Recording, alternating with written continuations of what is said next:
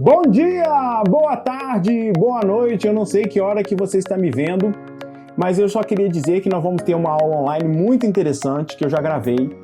Eu vou dar alguns detalhes logo a seguir aí sobre essa aula, que ela vai ser completada dentro de sala de aula, mas vou dizer também, o mais importante agora é dizer que essa aula me veio a ideia que eu vou também transformar em podcast. Eu vou deixar disponível no Spotify, no Google Cast, vou tentar ver algumas ferramentas aí, porque às vezes a pessoa não consegue ver, né, não consegue parar para ver, mas ela consegue ouvir no carro, ela pode ouvir no trabalho, ela pode ouvir no caminhar dela, dentro do ônibus, enfim, em qualquer lugar ela vai poder ouvir.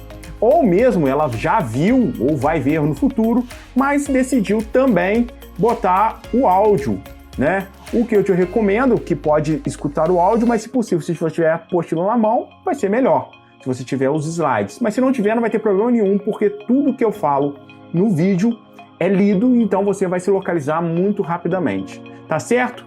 Mais uma ferramenta aí que às vezes tem gente que é preferível escutar do que ver, sente melhor assim, ou quer ganhar uma oportunidade, está no médico, está no ônibus, está trabalhando, enfim, está no carro, ela pode ouvir as aulas também via podcast. Então vamos à aula de hoje.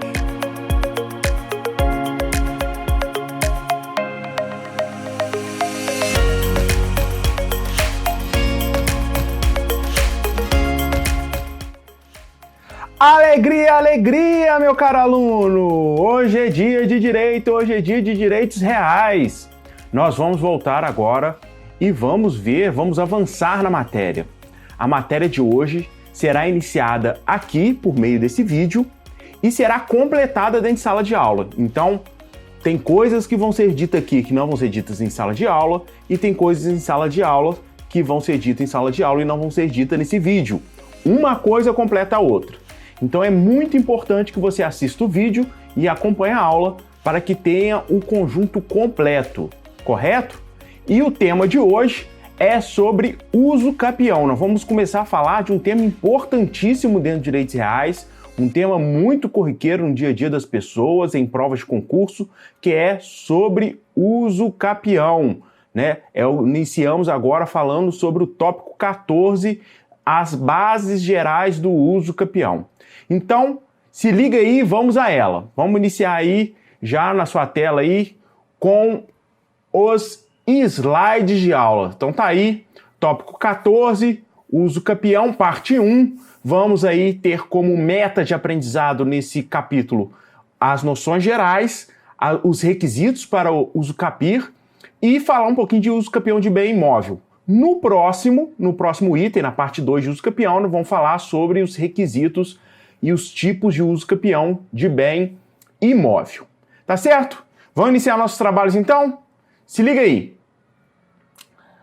Como regra geral, né, como noção geral, melhor dizendo, quando a gente fala de uso capião, nós estamos falando de uma situação de aquisição da propriedade. E uma aquisição da propriedade pela prescrição. Se você lembrar lá da parte geral, meu caro aluno, você vai ver que quando a gente trata de prescrição na parte geral, nós estamos falando de coisas relacionadas a tempo. Só que lá na prescrição, quando você aprendeu na parte geral, você verificou que a prescrição poderia acarretar a perda de um direito, correto?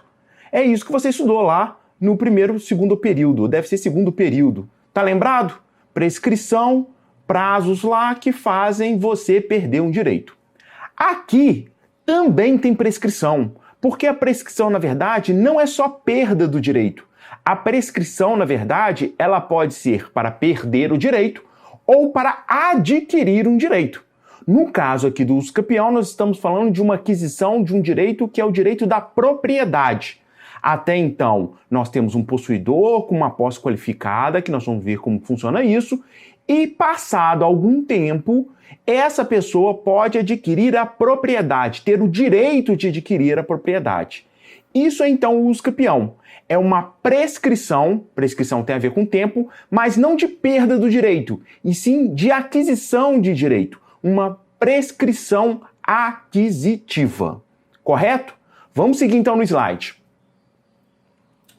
Seguindo aí então no slide, nós vemos o 1244, que diz o seguinte: estende-se ao possuidor o direito, o disposto quanto ao devedor, acerca das causas que obstam, suspendem ou interrompem a prescrição, as quais também se aplicam ao uso capião. E aí é legal.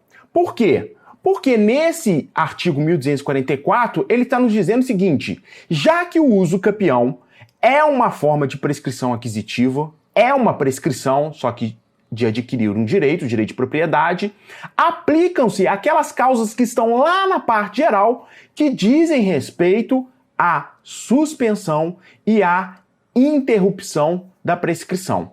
Então nós vamos fazer o que agora? Nós temos que voltar um pouquinho, verificar quais são as situações que causam suspensão e interrupção da prescrição, para verificar como nós aplicamos no direito de uso capir. Como que a gente aplica na prescrição aquisitiva essa prescrição que está lá na parte geral, essas situações de suspensão e interrupção? Vamos relembrar então? Vamos junto aí na sua tela. Voltando lá então na parte geral, nós temos o artigo 1º, 197, que diz as causas que não fazem, interrompem, não fazem correr a prescrição. O inciso 1 trata-se de uma situação que não corre prescrição entre cônjuges, na constância da sociedade conjugal. Veja bem, esse inciso está tratando da seguinte forma: está falando que enquanto houver a situação entre cônjuges, um cônjuge, uma situação conjugal entre os cônjuges, um cônjuge não pode usucapir o bem do outro. Mas como assim usucapir? Bem, você pode imaginar que existam bens que são exclusivos de um do cônjuge. O fato dele possuir, utilizar ele por muito tempo, ainda que de maneira isolada, não faz iniciar o prazo prescricional aquisitivo do uso capião. Um detalhe aqui importante é que o inciso fala em extinção da sociedade conjugal e não do casamento.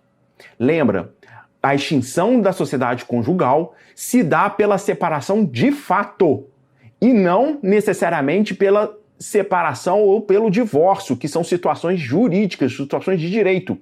Basta a situação de fato, a separação de fato, para que não se aplique o inciso 1 e aí sim inicie o prazo prescricional de aquisição do uso capião. Então esse é o inciso 1. Vamos dar sequência no artigo aí na sua tela. Bem, no inciso 2 fala que não haverá prescrição, e nesse caso também prescrição aquisitiva, entre ascendente e descendente dentro do poder familiar, enquanto durar o poder familiar. Aqui, a nossa preocupação, nossa luz tem que ser em cima de que é possível usucapir bem de ascendente para descendente ou vice-versa. Ué, mas nós acabamos de ler que interrompe a prescrição? Sim, mas veja no final do inciso que trata somente na situação enquanto durar o poder familiar. Não existindo mais poder familiar, um filho pode usucapir um bem do pai. Assim como o pai pode usucapir o bem do filho, ou um vô, uma avó, enfim, qualquer ascendente e descendente podem usucapir só na situação de exercício do poder familiar, até porque o ascendente tem um dever de proteção do bem daquele que está sob poder familiar, é que não vai haver a prescrição aquisitiva de usucapir. Tá legal? O próximo aí, o 3, na sua tela. O inciso 3 trata sobre tutelado e curatelado. E aqui eu não tenho que explicar muito, porque a regra é muito parecida com o inciso 2. Só que nós trazemos isso para a situação de curatela e tutela. Então, enquanto durar a curatela, enquanto durar a tutela, não pode haver prescrição aquisitiva, não pode haver uso capião entre tutelado e os curatelados. Correto? Esse aqui é tranquilo, porque a lógica é a mesma do inciso 2. Vamos adiante, porque nós precisamos ver também o 198, que dá sequência ao 197, porque afirma o seguinte: antes da prescrição, também não ocorrerá prescrição nos seguintes casos. O inciso 1 fala contra um incapaz, que trata do artigo 3º do Código Civil. O incapaz que trata do artigo 3º do Código Civil, meu caro, é o incapaz, o absolutamente incapaz. E aqui vale um detalhe pela renovação, pela inovação que aconteceu em 2015. Porque hoje, atualmente, nós só temos uma única situação de absolutamente incapaz. Essa situação é única e exclusivamente etária, pela idade. Logo, a única situação que não vai haver uso capião é até os 16 anos. Todas as outras situações que envolvem o relativamente incapaz, que não estão inseridas no artigo 3º, vão poder ser alvo de uso capião. Ou seja, aquela pessoa que está relativamente capaz porque é ébrio habitual, aquela pessoa que está relativamente capaz porque tem algum tipo de deficiência mental, algum tipo de problema cognitivo, todas essas pessoas são passíveis sim de uso capião, de sofrer o uso capião ou de adquirir o uso capião. Só não vai haver prazo para uso capir, não vai haver prescrição aquisitiva para os absolutamente incapazes. O próximo item diz dos ausentes do país, detalhe, que tiverem a serviço público, então não é qualquer ausente do país, não é eu viajar, não estar presente, que isso não vai fazer eu não perder meu bem. Os ausentes do país que tiverem por conta de estar a serviço público, e aí não importa do estado, município e da União. E o último inciso, que é o inciso 3º aí, o inciso 3, contra os que se acharem a serviço das Forças Armadas, vírgula, em tempo de guerra. É claro que um oficial do Exército, né, um militar qualquer, pode se inserir no inciso 2, se ele, por exemplo, tiver em adido militar. Mas o inciso 3 está falando especificamente de qualquer militar em tempo de guerra. É única e exclusivamente em tempo de guerra. Correto? Colocados esses pressupostos, vamos avançar mais um pouquinho em algumas noções gerais que são importantíssimas para entendermos o uso capião. Vamos para o próximo slide aí na sua tela.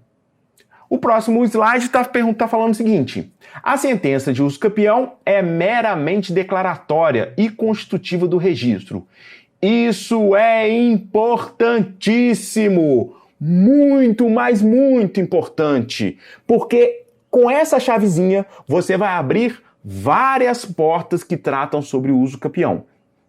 O que está se falando ali? O que nós estamos dizendo é que o uso capião, ele é declarativo, ou seja, ele acontece no mundo real e eu não preciso, novamente dizendo, não preciso de uma ação de uso capião para que o direito nasça. O nascimento do direito, ele nasce numa situação fática. Eu não dependo do Poder Judiciário declarar aquela situação de uso capião para que o uso capião exista. Basta que eu tenha uma posse qualificada, o objeto seja hábil, que nós vamos ver daqui a pouco que é um objeto hábil a ser uso capido, e tempo que eu já adquiro automaticamente o direito de uso capião. Não preciso do judiciário. Ou seja, quando eu vou ao judiciário, o que eu vou adquirir, na verdade, é uma sentença declaratória. O juiz vai declarar um fato reconhecendo que aquele fato já aconteceu. Um direito que já aconteceu no mundo real. Não preciso de ação de uso capião para ver o direito adquirido ao uso capir. Tá certo? Mas, Leandro, então por que então que você fala aí que a sentença é declaratória? Ué, porque reconhece o direito. E para que eu vou querer então entrar com ação de uso capião se o direito já é reconhecido? Pela segunda parte. Porque apesar de você já ter o direito de propriedade adquirido pelo tempo, o judiciário só vai declarar, então você já é proprietário do bem só pelo tempo, você quer papel. Você quer ter um título na sua mão, você quer ter registrado bonitinho no seu nome, né? Nós estamos tratando aqui de uma aquisição originária da propriedade e você quer ter o papelzinho ali que com seu nome bonitinho, ficar tranquilo com relação a isso. Aí você precisa do judiciário. O judiciário, então, o que ele faz é inscrever o registro, registrar, fazer, então, uma constituição do título. Por isso que nós falamos que a sentença de uso capião ela é declaratória quanto ao direito de uso capir, eu não preciso do judiciário para isso, mas ela constitui o título, ela constitui o direito, a possibilidade, melhor dizendo, de registrar no registro de imóveis. Observou a diferença? A ação de uso capião eu não preciso de nada. Ou seja, melhor dizendo, o direito de uso capião não precisa de nada. Com a ação de uso capião, o que eu vou fazer, na verdade, é registrar, ter direito ao título.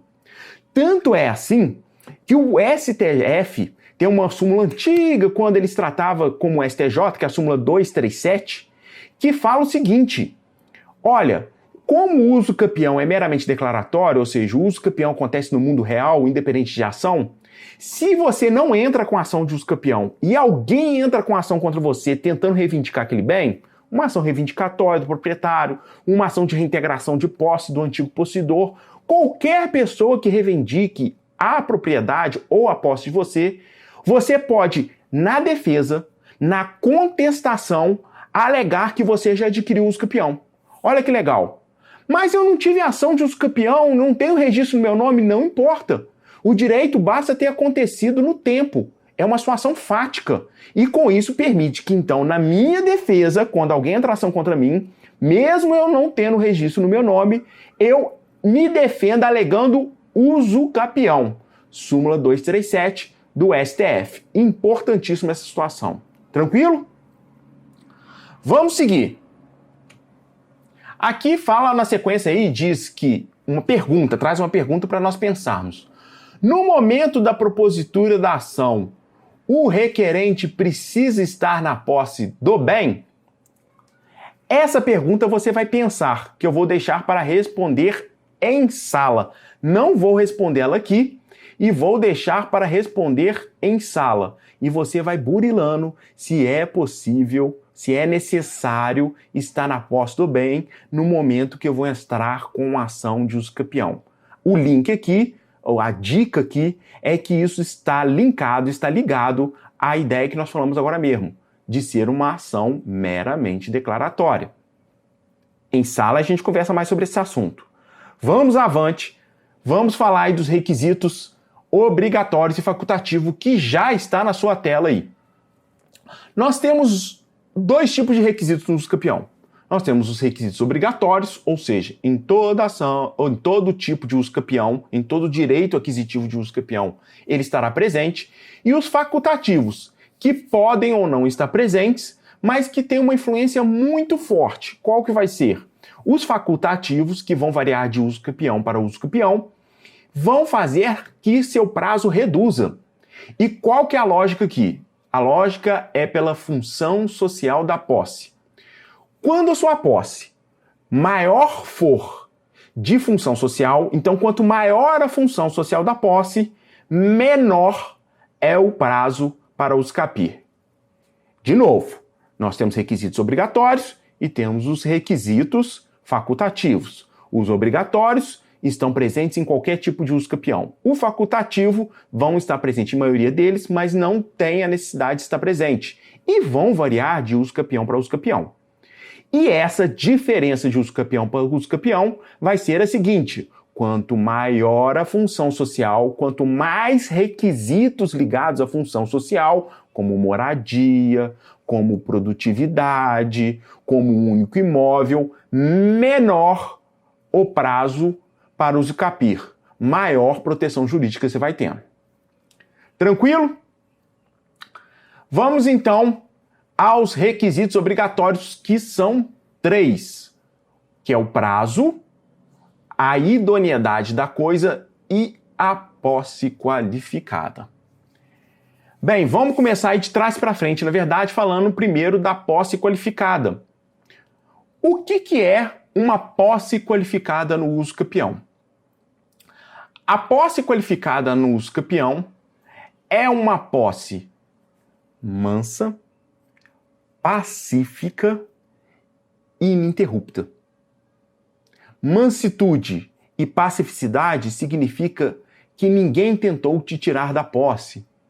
Ininterrupta é que não houve lapso temporal de saída. Você não saiu do imóvel, você permaneceu no imóvel durante todo o tempo necessário para uso capir. Essa posse formada, que é a posse qualificada, formada por esses 3 requisitos, manso, pacífico e ininterrupto, tem o nome jurídico de posse com aminus domini, posse como se dono fosse. Posse qualificada, então, que é aquela que permite o uso capir, é a posse de como se dono fosse. Você cuida do bem como se dono fosse. Tranquilo? Então, tendo a posse qualificada, existe uma dúvida, que essa não vão responder aqui, não vamos responder em sala de aula. Eu vou falar uma outra coisa sobre posse qualificada, sobre a questão de ter ou não ter IPTU. Me lembre que eu vou falar sobre isso. Nós vamos falar dentro de sala especificamente sobre: Leandro, para ter posse qualificada eu preciso estar pagando IPTU? Para ter como aminus domini? Porque tem essa situação que muita gente fala aí na rua. Mas nós vamos falar isso dentro de sala. Nós vamos falar aqui agora sobre a posse qualificada, sobre a soma de posse. O que acontece? Pode ser que você, vamos dizer que um tipo de uso capião qualquer que você quer requerer precisa de 10 anos de prazo. Você está há 4 anos no imóvel. E talvez seus antecessores, a pessoa que você comprou a posse, seu pai que faleceu, enfim, os seus antecessores têm os 6 anos que faltam para completar os 10. Ou seja, eu posso, dentro do uso capião, somar posses. Desde que a posse seja mansa e pacífica do anterior e a minha, e seja ininterrupta, ou seja, o anterior agiu de forma ininterrupta e automaticamente posterior a esse possuidor, eu adquiri a posse, seja de forma gratuita, onerosa, por sucessão, não importa, eu posso somar a posse e fazer com que isso aumente minha probabilidade de adquirir o uso capião. Se eu preciso, então, de uso capião de 10 anos, o meu antecessor utilizou de 6, eu utilizei de mais 4, eu já tenho prazo para uso capir, mesmo que eu, pessoalmente, não tenha exercido esses 10 anos. Quem exerceu parte da posse foi o antecessor e parte sou eu. Então, admite-se a soma de posse no uso capião. E nós temos esses 2 nomes em latim aí. Se for por atos intervivos, você comprou a posse de alguém, você comprou a aquisição de alguém, nós temos o accessio possessione. E se for por causa morte, a soma da posse vai ser porque seu pai tinha já o exercício da posse, vai ser sucesso possessiones. Legal? Possibilidade, então, de soma de posses. Vamos adiante. Bem, eu falei que são 3 requisitos. Falamos, então, primeiro aí da posse qualificada. O segundo é a idoneidade do bem. Por quê? Porque nem todos os bens são passíveis de ser usucapido. Nem todos os bens podem sofrer uso capião. Tanto os bens móveis quanto os bens imóveis. Aqui já vai o detalhe, porque geralmente o uso capião vem na nossa cabeça terreno, casa, prédio, apartamento, mas também os bens móveis, carro, celular, podem ser usucapidos, né? Quais são, então, os bens que podem ser objeto de uso capião? Bem, não podem, na verdade vai ser o contrário, não podem ser objeto de uso capião, o primeiro aí, os bens incorpóreos, ou seja, aqueles que são insuscetíveis de ter contato físico. Se eu não tenho contato físico, eu não tenho posse. Se eu não tenho posse, eu não tenho uso capião. Existe uma linha muito recente, defendida e liderada principalmente pelo Rosenwald, o Nelson Rosenwald, pelo Cristiano Chaves, que defende a existência de alguns casos de posse de bens incorpóreos. E com isso poderia haver o uso capião de bens incorpóreos.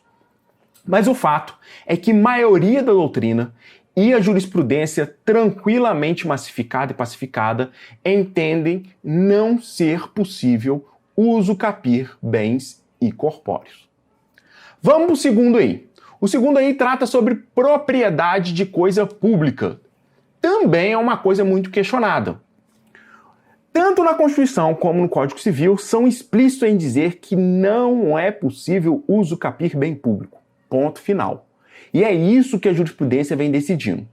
Só que um pensamento novo, até eu tive recentemente um orientando, né, que defendeu essa semana, inclusive, a monografia de maneira esplêndida, o Fred, que está no 10º período, justamente defendendo a possibilidade de usucapião de bens públicos. E essa linha já tem seguida no judiciário.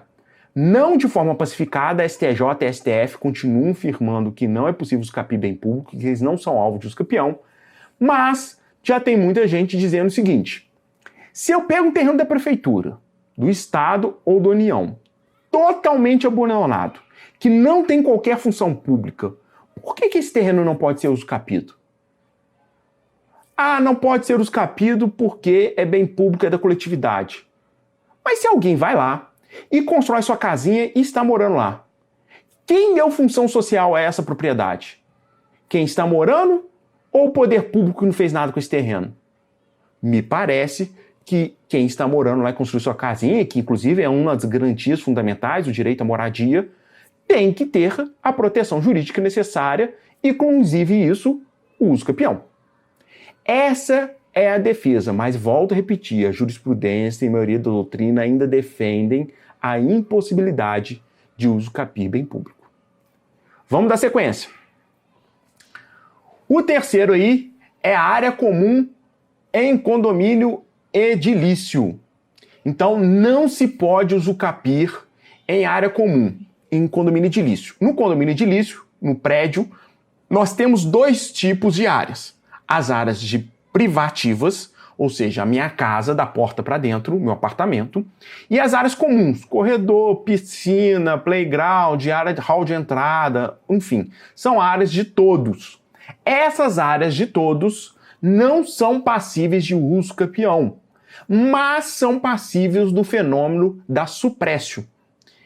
Isso também eu vou explicar dentro de sala de aula, que isso é mais detalhado. Mas lembre, em regra, o condomínio não pode sofrer usucapião das áreas comuns, podendo existir, por decisões do STJ, o fenômeno da suprécio, que aí eu explico dentro de sala de aula. O próximo aí, na sua tela. O condomínio comum. O que é condomínio comum? É você ter vários proprietários, vários donos, você tem copropriedade. Condomínio comum é quando eu, meu irmão e minha irmã somos donos do apartamento lá em Cabo Frio, que a gente herdou ou nós compramos juntos. Essa é uma situação de condomínio. E sendo todos nós três donos desse apartamento em Cabo Frio, ninguém pode usucapir o bem do outro. Existe uma exceção. Qual que é a exceção? Uma exceção que nós vimos até lá atrás com relação à posse. Quando um dos três donos, do codono, exerce posse com exclusividade, afastando, alijando os demais, neste caso, esse terceiro tem a posse exclusiva e, com isso, pode ter usucapião sobre os outros dois. É uma exceção à regra. De novo, usucapião não se permite quando eu tenho mais de um dono, ou seja, um dono usucapira a parte do outro.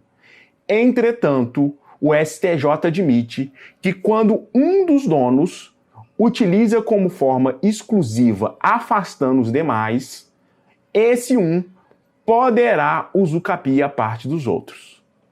Muito legal essa ideia, muito inovadora. Mas vamos em diante, segue aí no seu quadro.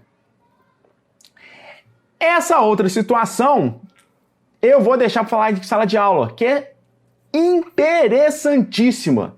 Se liga, vale a pena estar em sala de aula, que eu vou explicar o regime jurídico das garagens, que são 3 regimes jurídicos E eu explicando o regime jurídico das garagens, você vai conseguir responder essa pergunta.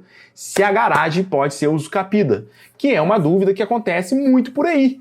A utilização contínua ou tendo posse da garagem permite que alguém faça usucapião da garagem? E se eu usucapiei o apartamento e nunca tiver utilizado a garagem? Eu vou usucapiar o apartamento e a garagem? Ou a garagem vai sair fora dessa já que eu nunca tive posse?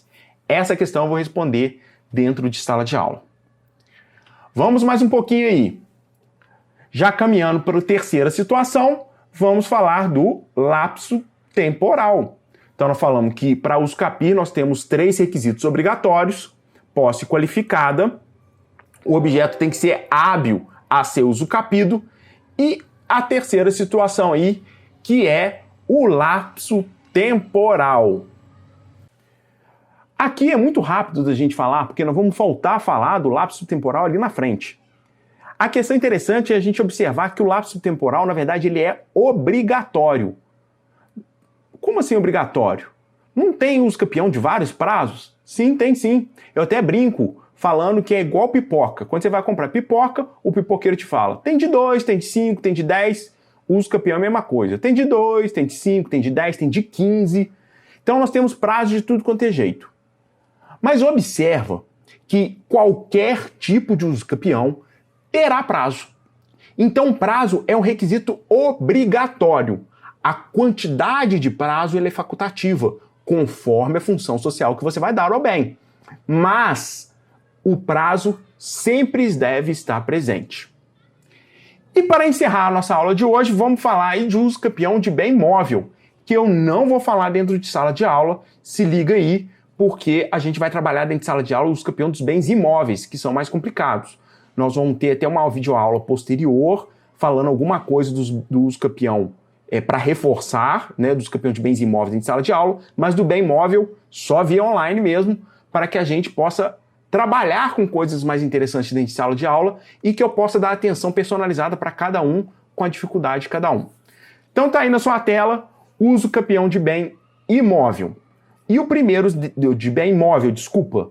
E a primeira delas é o usucapião, que a gente fala usucapião ordinário de bem móvel, que está no 1260.